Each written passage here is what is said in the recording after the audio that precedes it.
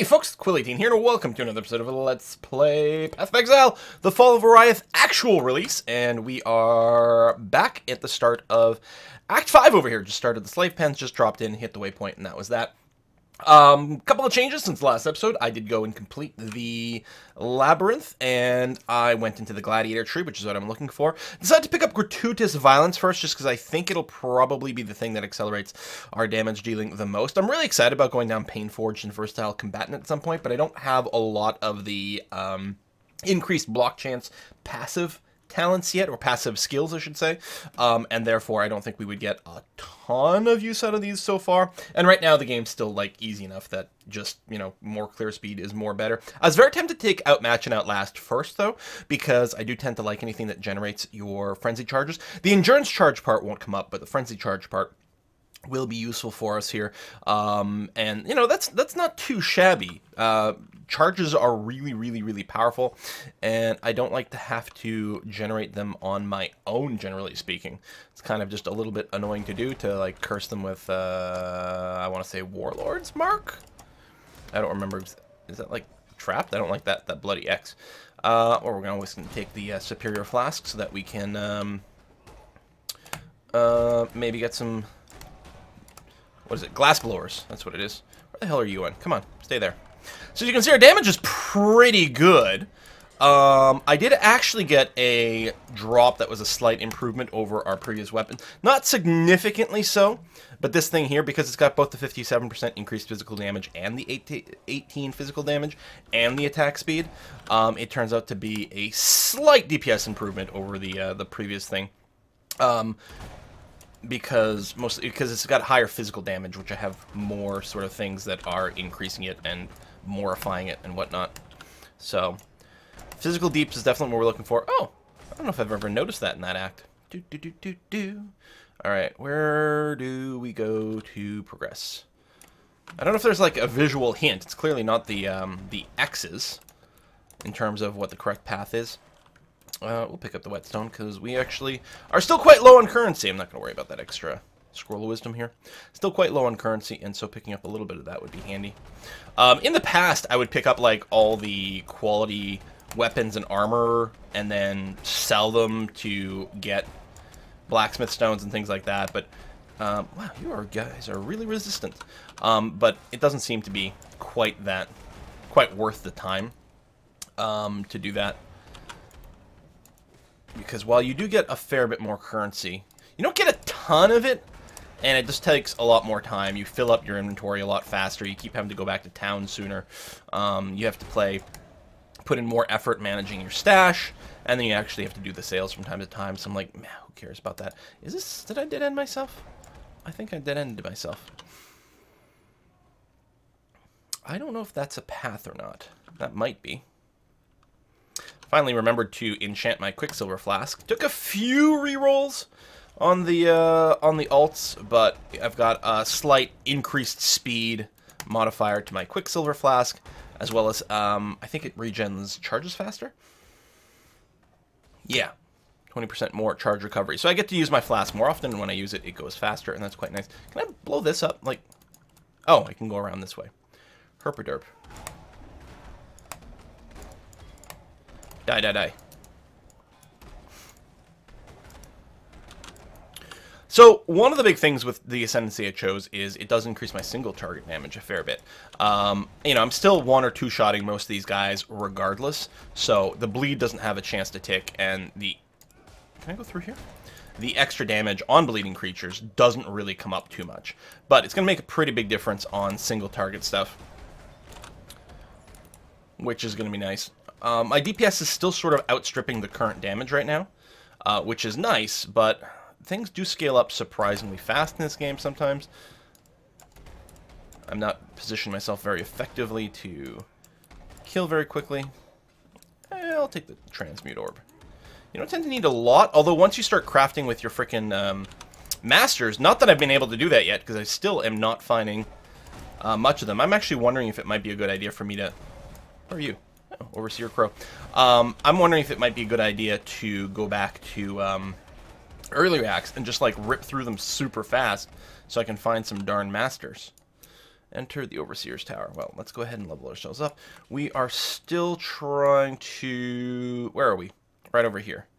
So we're going to go, and we're working our way to tireless. Bleh. Keep seeing tower, and I'm thinking, that's the word I got to say. I bet you I can seek some prophecies. Excellent. Good. Wonderful. We get a ring reward. Now, let's take a look at our resistances here. They're pretty bad. Cold or lightning would be the way to go.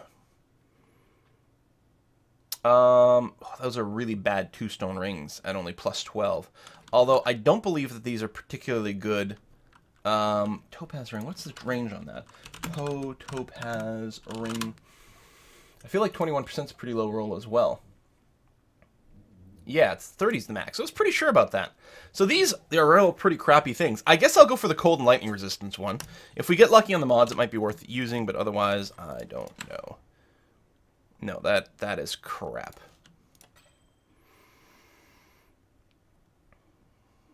Not much point to offhanding that. And that's not very useful either. And, oh yeah, that was one of the quality flasks. So it is definitely worth, in my mind, collecting the quality flasks still. Not so much the weapons and armor. Although, I don't know, I might change my mind about that at some point. Maybe, you know, early on in the league it's a little bit worthwhile. I'm not sure. Alright, so, hello, Valenta. Okay. So, I think I just have to go through here. Do. Oh, that's right. There's some friends in this one. So I'm not bothering collecting the hammers right now, which you can use to improve the quality of maps. Use it to improve quality of maps, or use it to get the cartographer's chisels? I think the latter. But you tend to get more of the actual hammers than you need. Yeah, that's the second time I've gotten that prophecy. I don't remember seeing that before this expansion. And it seems kind of lame. Like, you kill someone and they come back to life, and it's like, well, what's the point? Seems like a waste of a silver coin. I mean, they're not all supposed to be, like, you know, super awesome prophecies. Some of them are just sort of fillers. And you're hoping to get, like, some of the cool ones that will give you fat loots. But I guess that's the way it goes. I don't think I should have stopped to pick up those scrolls since I just used a flask charge. I feel like I want to go... Not this way. Never mind.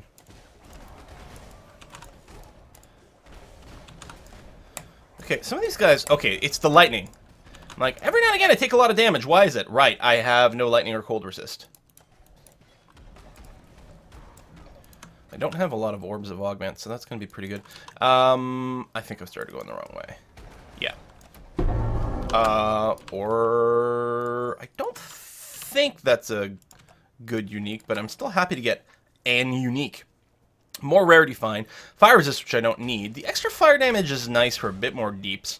Right now I think I'm using this amulet mostly because I need the int modifier. It's got kind of a stupid thing. It's got int, it's got fire resist. The Ignimon's got a lot more fire resist, though.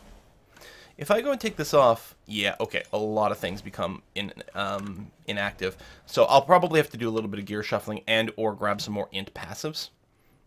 I must be able to run across this room? No. How do I continue here? There's bits down there.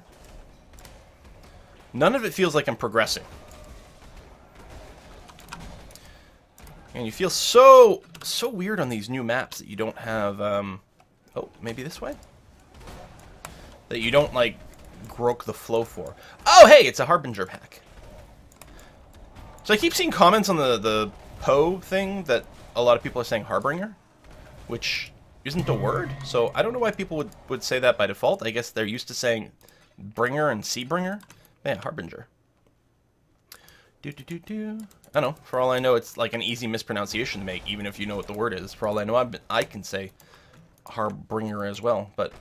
Let's stop myself from saying it intentionally here, because I'm worried that I'm going to train my sort of mouth to say that, and that would be bad. Harbinger. We got a quest marker over here. How do we get down there? Yeah, remember that this map is a little a little non-linear. Like, it's got this optional thing that you're probably going to see along the way, but it's not literally on the way. Da, da, da, da, da, da, da. So now we want to go up this way. And I don't think the boss is that far away at this point. I say that slave catcher guy with the like the crossbow looks kind of funky cool.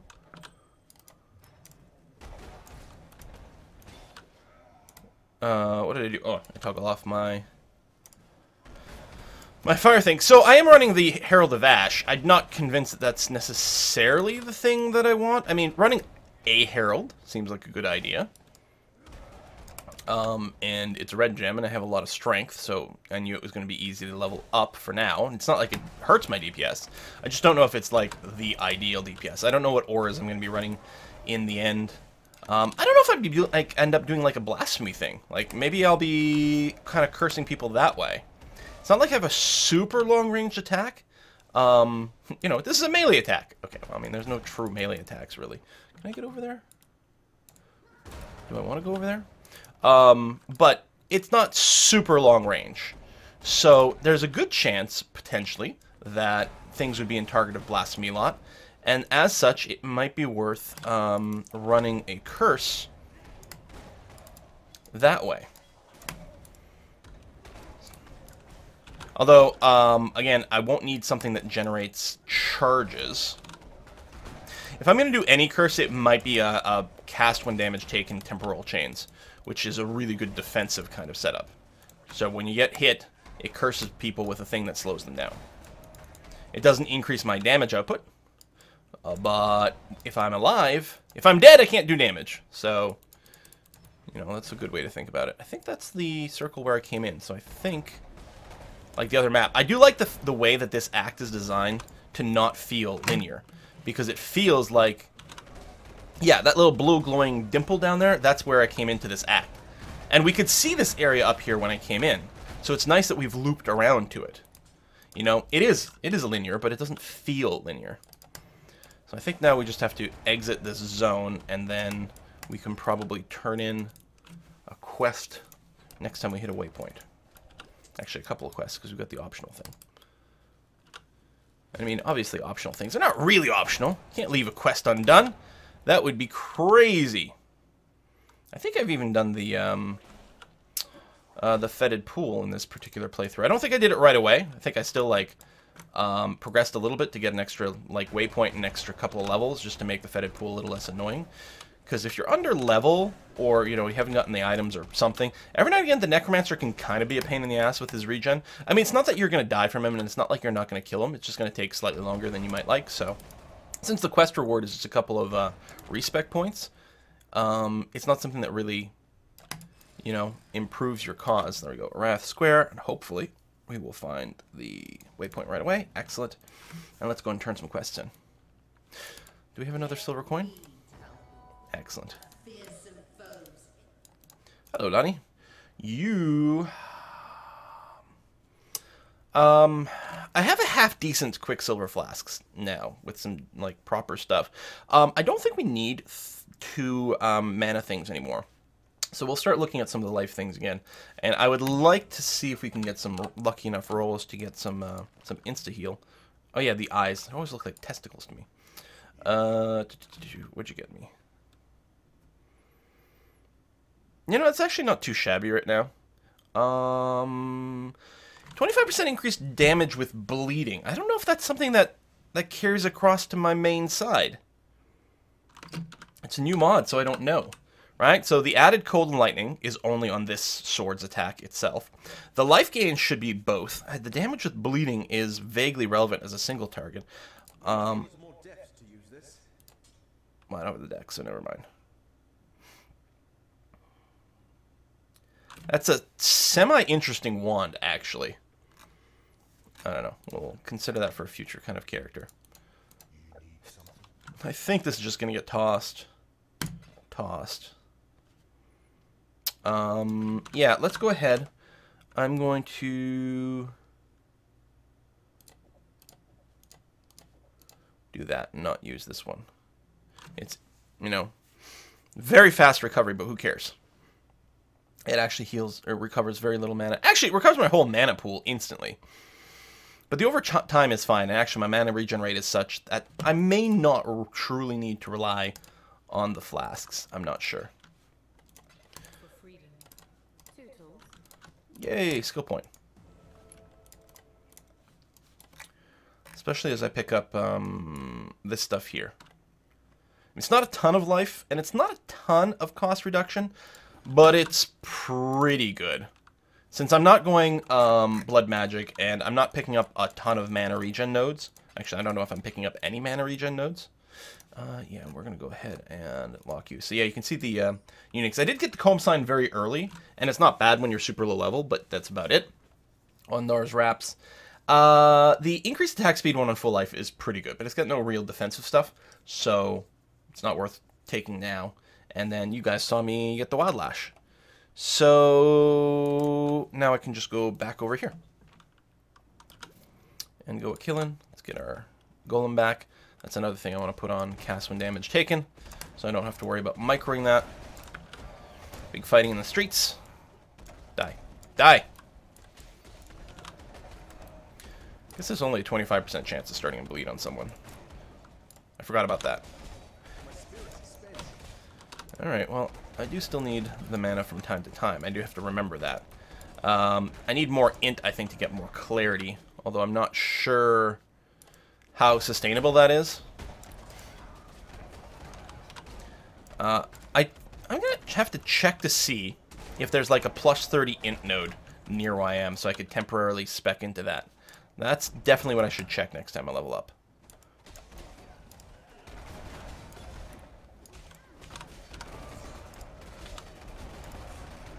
There's a nice big crowd. Hello, Matriarch.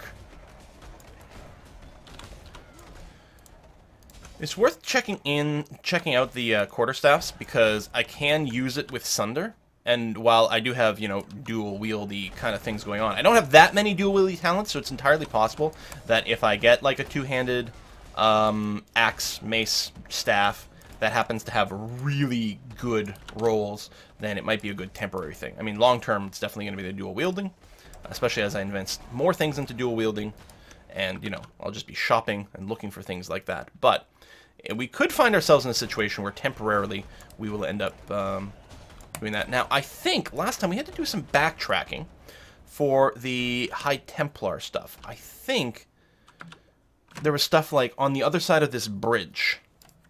I might be misremembering, and it might be only after we did other things, so I might be wrong about this. I guess it's all one quest. Okay, so I'll just move forward. If we end up having to backtrack, so be it. It's the sort of thing that annoys me, and it's the sort of thing that always feels good when, like, you know, like, oh yeah, I gotta do things in X, Y, Z order, because that way I won't have to backtrack.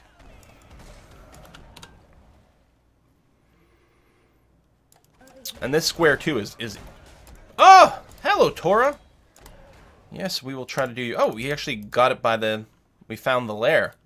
That's how we got it. Nice. That's always great. And I love the fact that it teleports that way.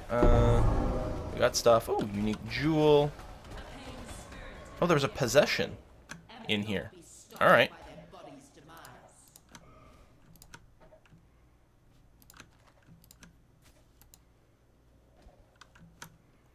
I don't know if we've done a Tora quest before. I don't think I need to worry about the rest. Right, so int, right here. Let's do that, actually. I know I'm going to want maximum concentrated effect, so I'm going to need at least enough int in the long run to keep that maxed out. I'm going to go ahead and do that. And I'm going to get more clarity, because clearly I need some regen, and added fire support, sure. But yeah, most likely I'll be forced to gear at least a little bit for some int in the long run. Especially if I don't want to keep that node selected. But that's okay. You can always craft some on or something of that nature as well.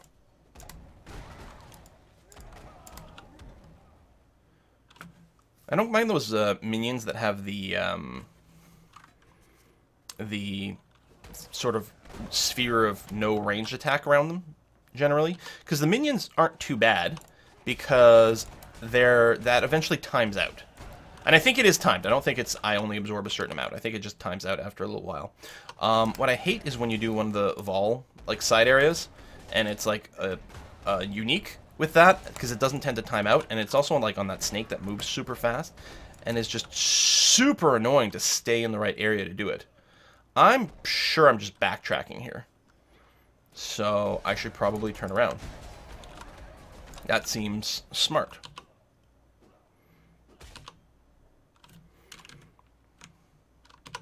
Yeah, maybe up there. Oh no, that's blocked off. Okay. Maybe down this way. Where the hell am I supposed to go on this map?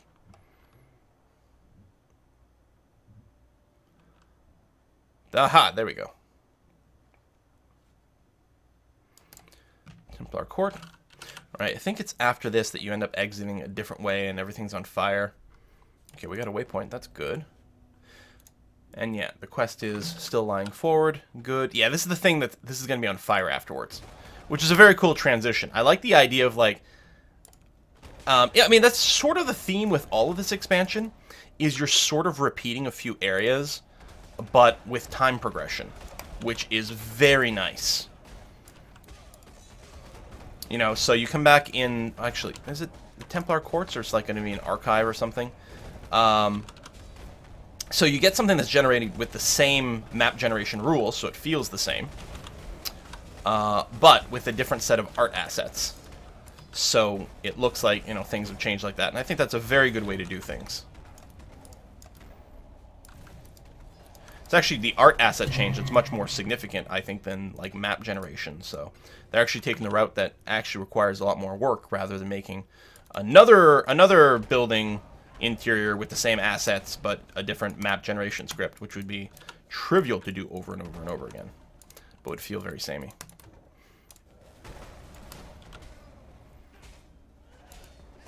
Nice big crowd.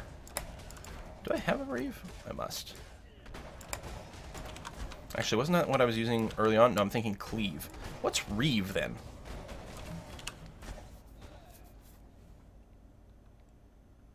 Attack a small area in front of you. Each reeve that hits an enemy increases the area of effect. This effect is reset after a short period without hitting anything. Only works with daggers, claws, and one-handed swords. I don't think I've ever used it. But if I want to make a sword build, that's probably the ability you end up using for it. It's funny, it doesn't sound like a channeled spell. I mean, it doesn't look like it's a channeled spell, but it sounds like a channeled spell. I'm just gonna try to speed my way through a little bit more of this. Although we gotta recharge our flask from time to time. What's the level here? 42, and I'm 43. Yeah. So clearly, I've been finding half-decent gear, and this build is pretty good. Like, it's certainly going a hell of a lot faster than my totem build, which was fun and interesting, but wasn't exactly the speediest there. I mean, I think it scales up very well, but it really had a hard time starting out. I did it because I thought, oh, this is probably a good build to start a league with, but maybe it does need a little bit of gear bank, or maybe there's, like, a certain gearing priority that I wasn't successfully executing or didn't know about, or maybe there's a lack of recipes, maybe I got bad drops in terms of increasing my elemental damage. You also need a fair degree of fire pen. So I should probably, well, okay, I was going to say, I should get myself a temporal chains and start leveling it up, but if it's temporal chains is going to be cast when damage taken, then no, I should not. Chamber of Innocence.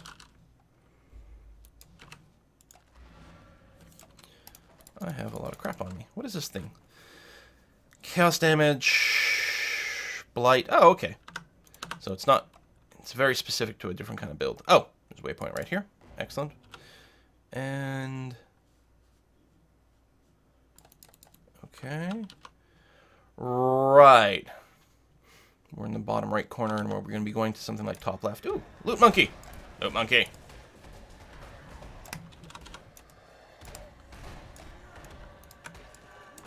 With taking a look, I don't have a lot of decks, which is interesting because the duelist certainly has access to a lot of decks. Mostly if you go to the right and I've gone to the left in my build. I am planning on grabbing a little bit of stuff, I think, from the right. So if I keep running to sort of dex limitations, I could start going in that way to balance it out.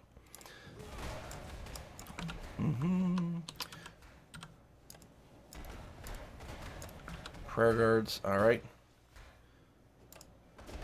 I think this is just find the end. I don't think there's much complexity in the pathing, so I can probably just stick to a wall and go with it.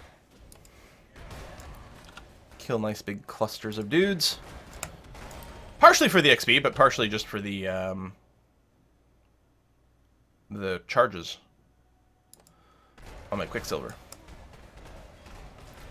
Triumph is Innocent. Just another book. I do like that they've got the little arrows to, like, you know, indicate points of interest on the map now that are, like, just outside of your mini-maps area. Because you can scroll around. Like, you'd be able to see it by opening this and then scrolling your view around. You'd be able to see those things.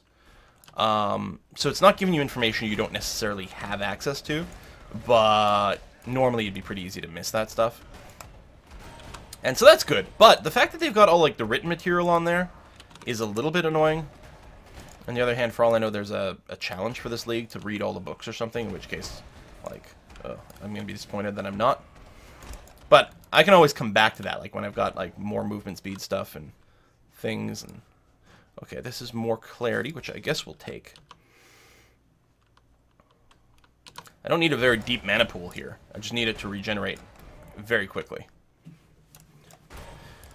Now, with clarity, if you've got anything that increases the percentage mana regen on your character, does that impact clarity? I think it does. In which case, it might be worth checking to see if there's just one node somewhere that's well within range.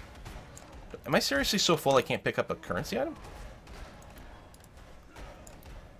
Alright, well, let's open a portal.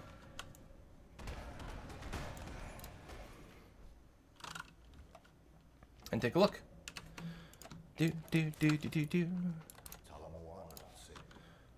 Well, I guess what I'll do is I'll put a cut in here as I just vend this stuff and double check that it's not anything I'm interested in keeping, which is probably the case. See, that would be a lot of damage. This would increase my DPS substantially. Now, I don't actually have the level for it, but you know what? Between the increased attack speed and the huge percentage increased physical damage, I'm actually wondering if it might be worth wielding this in I think, just one level. Just temporarily. And I think that might be true.